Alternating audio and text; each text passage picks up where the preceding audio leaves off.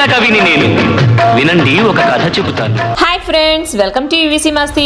సినిమాల్లో ఎంత టాలెంట్ ఉన్నా అదృష్టం కూడా కలిసి రావాలి. లేదంటే ఎంత ఎత్తుకు ఎదిగిన వాళ్ళైనా ఒక్కసారిగా కిందకి పడిపోతారు. కానీ దశ తిరిగితే ఎక్కడికో వెళ్లిపోతారు. తెలుగు సినీ పరిశ్రమలో నటుడిగా, నిర్మాతగా తనకంటూ ప్రత్యేక గుర్తింపు తెచ్చుకున్న జీవి నారాయణరావు గారు కూడా ఇలాంటి ఎన్నో మలుపులు చూసిన వ్యక్తే. హీరోగా దాదాపు 35 సినిమాల్లో నటించిన స్టార్ హీరోగా మాత్రం ఎదగలేకపోయారు. కానీ నటుడిగా ఆయనకు వచ్చిన అవకాశాలు, చేసిన విభిన్నమైన పాత్రలు ఆయనకు ఎప్పటికీ సంతృప్తినిచ్చాయి. ఆ తర్వాత నిర్మాతగా మారి చిరంజీవి వంటి స్టార్ హీరోతో సినిమాలు నిర్మించి విజయాలు అందుకున్నారు ఆయన. ముఖ్యంగా సూపర్ స్టార్ రజనీకాంత్, మెగాస్టార్ చిరంజీవిలతో ఆయనకున్న స్నేహం ఆయన జీవితంలో మరిచిపోలేని అధ్యాయం. ఇటీవల ఆయన మరణంతో మరోసారి జీవి నారాయణరావు గారి పేరు తెలుగు ప్రేక్షకుల మధ్య చర్చకొచ్చింది. అసలు జీవి నారాయణరావు గారు ఎవరు? ఆయన బాల్యం ఎలా గడిచింది? హీరోగా ఎందుకు పెద్ద స్థాయిలో సక్సెస్ కాలేకపోయారు? నిర్మాతగా ఎలా మారారు? చిరంజీవితో కలిసి ఎలాంటి విజయాలు అందుకున్నారు? ఇప్పుడు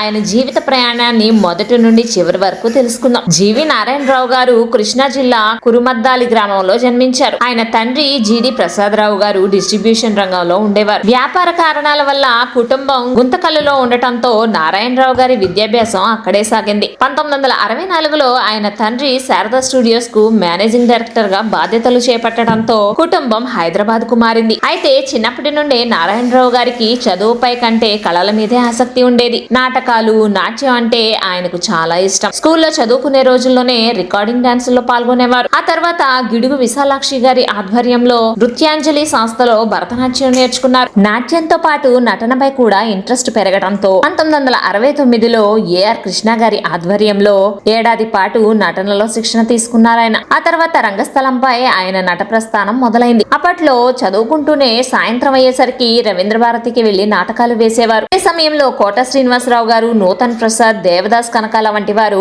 ఆయనకు రంగస్థల మిత్రులయ్యారు. ఫిల్మ్ ఇన్స్టిట్యూట్ లో నారాయణరావు గారి గురించి విన్న దర్శకుడు కె బాలచంద్ర గారు ఆయనను, రజనీకాంత్ ను, ప్రదీప్ శక్తిని, కన్నడ నటుడైన అశోక్ ను తన అంతులేని కథ సినిమా కోసం ఎంపిక చేశారు. అలా 1975లో జీవి నారాయణరావు గారు సినీ రంగంలో అడుగుపెట్టారు. అదే సమయంలో రజనీకాంత్ గారు కూడా తన సినీ ప్రయాణాన్ని ప్రారంభించారు. నిజానికి అంతులేని కథ సినిమా నారాయణరావు గారికి మాత్రమే కాదు, రజనీకాంత్ కూడా తొలి ముఖ్యమైన సినిమా. తన కార్యాలయానికి నారాయణరావు గారిని ఇంకా రజనీకాంత్ గారిని పిలిచి చెరో ₹101 అడ్వాన్స్ ఇచ్చారట. ఆఫీస్ నుంచి బయటకు వచ్చిన తర్వాత ఇద్దరు కలిసి ఒకే బస్సులో వాడపల్లి గుడికి వెళ్లారట. అలా మొదలైన వారి పరిచయం ఆ తర్వాత జీవితాంతం కొనసాగే స్నేహంగా మారింది. 1976 ఫిబ్రవరిలో అంతులేని కథ విడుదలై ఘన విజయం సాధించింది. సినిమాలో నారాయణరావు పాత్రకు మంచి పేరొచ్చింది. అంతులేని కథ విజయం తర్వాత నారాయణరావు గారికి వరుసగా అవకాశాలు వచ్చాయి. చిలకమ్మ చెప్పింది, ముత్యాల పల్లకి వంటి సినిమాలతో మంచి గుర్తింపును తెచ్చుకున్నారు ఆయన.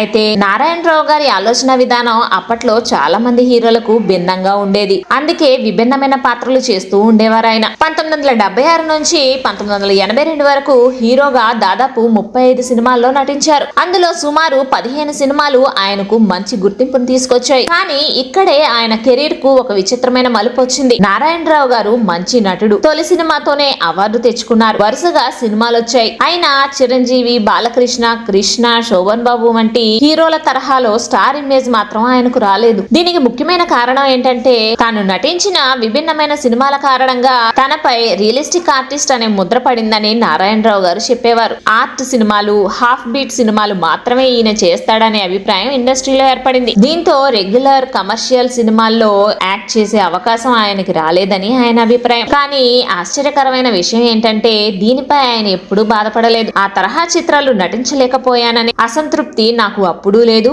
ఇప్పుడు లేదు అని ఆయన చెప్పేవారు. చట్టానికి కళ్ళు లేవు, గుప్పెడ మనసు, అందమే ఆనందం, ఆలు మగలు వంటి సినిమాల్లో కూడా ఆయన నటించారు. సినిమాల సంఖ్య తక్కువైనా కళాకారుడిగా తనకు సంతృప్తినిచ్చిన సినిమాల శాతం చాలా ఎక్కువగా ఉందని ఆయన చెప్పేవారు. అంటే స్టార్ హీరో కావడం కంటే మంచి నటుడిగా మిగలడానికే ఆయన ఎక్కువ ప్రాధాన్యత ఇచ్చారు. ఇక జీవి నారాయణరావు గారి జీవితంలో మరో కీలకమైన వ్యక్తి మెగాస్టార్ చిరంజీవి గారు. చిరంజీవి గారు ఫిల్మ్ ఇన్స్టిట్యూట్ లో నారాయణరావు గారి కంటే 3 ఏళ్లు జూనియర్. చిలకమ్మ చెప్పింది సినిమా షూటింగ్ జరుగుతున్న సమయంలో చిరంజీవి గారు అక్కడికి వచ్చారు. అప్పటికే రజనీకాంత్ నారాయణరావులతో పరిచయం ఏర్పరచుకున్న చిరంజీవి తాను కూడా ఫిల్మ్ ఇన్స్టిట్యూట్ లో చేరాలనుకుంటున్న విషయాన్ని వారితో చెప్పారు. వారు చిరంజీవిని ప్రోత్సహించారు. ఆ తర్వాత చిరంజీవి చెన్నైకి వచ్చి సుధాకర్, హరిప్రసాద్ లతో కలిసి ఒకే గదిలో ఉండేవారు. షూటింగ్స్ లో గ్యాప్ దొరికినప్పుడల్లా నారాయణరావు గారు ఫిల్మ్ ఇన్స్టిట్యూట్ కు వెళ్లేవారు. అలా చిరంజీవితో ఆయన పరిచయం మరింత బలపడింది. ఇద్దరూ కలిసి నటించిన తొలి సినిమా కుక్క కాటుకు చెప్పు దెబ్బ. అందులో నారాయణరావు హీరోగా నటిస్తే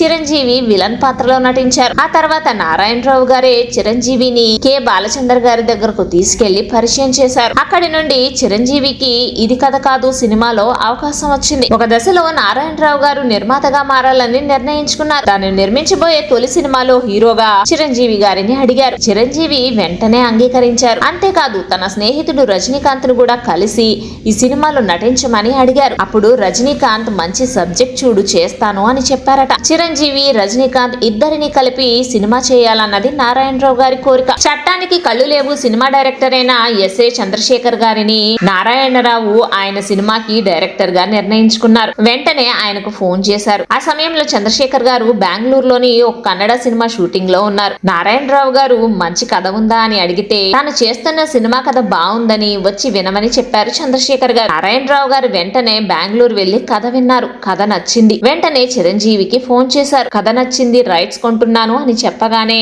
చిరంజీవి కూడా అంగీకరించారు. ఆ సినిమా పేరు దేవాంతకుడు. చిరంజీవి గారు నారాయణరావుపై ఉన్న నమ్మకంతో కథను పూర్తిగా అడిగి తెలుసుకోకుండానే సినిమా చేయటానికి ఒప్పుకున్నారు. 1982లో విడుదలైన దేవాంతకుడు విజయం సాధించింది. అలా నటుడిగా మొదలైన నారాయణరావు గారి ప్రయాణం నిర్మాతగా మరో మలుపు తిరిగింది. దేవాంతకుడు తర్వాత నారాయణరావు గారు కొంతకాలం నటనకు దూరంగా ఉన్నారు. దాదాపు 7 ఏళ్ల పాటు చిరంజీవి గారి దగ్గరే ఉంటూ ఆయన సినిమాల కథల చర్చల్లో పాల్గొనడం, వ్యక్తిగత పనులను పర్యవేక్షించడం వంటి బాధ్యతలు కూడా చూసుకున్నారు. ఆ సమయంలోనే పసివాడి ప్రాణం సినిమా రైట్స్ కూడా తానే కొనుగోలు చేశానని ఆయన చెప్పారు. ఇక ఒక చిన్న సినిమా ఇంటికో రుద్రమ్మను కూడా నిర్మించారు. ఆ తర్వాత చిరంజీవి గారు నారాయణరావు, హరిప్రసాద్, సుధాకర్లకు ఈ ముగ్గురు కలిసి నిర్మించిన సినిమా యముడికి మొగుడు. ఈ సినిమా ఎంతటి సంచలనం విజయం సాధించిందో ప్రత్యేకంగా చెప్పాల్సిన అవసరం లేదు. ఈ సినిమా తర్వాత నిర్మాతగా ఎదుగుతున్న సమయంలో కూడా ఆయన నటుడిగా పూర్తిగా దూరం కాలేదు. తర్వాత మళ్ళీ కొన్ని క్యారెక్టర్ రోల్స్ చేశారు. ముఖ్యంగా గ్యాంగ్ లీడర్ సినిమాలో చిరంజీవి స్నేహితుల బృందంలోని ఒకరిగా కనిపించిన నారాయణరావు గారి పాత్ర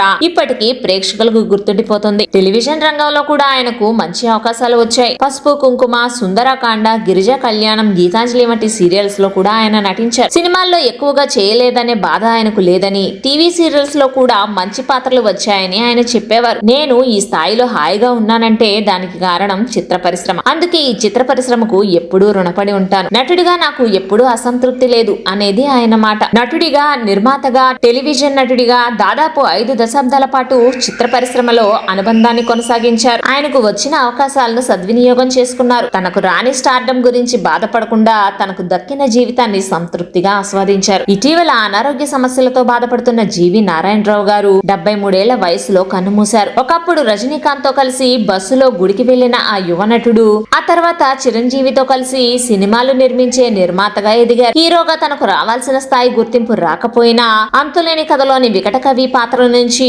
గ్యాంగ్ లీడర్ లోని స్నేహితుడి పాత్ర వరకు ఆయన పోషించిన పాత్రలు మాత్రం తెలుగు ప్రేక్షకుల జ్ఞాపకాల్లో ఎప్పటికీ నిలిచిపోతాయి. సినిమాల్లో తన ప్రయాణం గురించి ఆయన చెప్పిన ఒక మాటతోనే ఆయన జీవితాన్ని చెప్పుకోవచ్చు.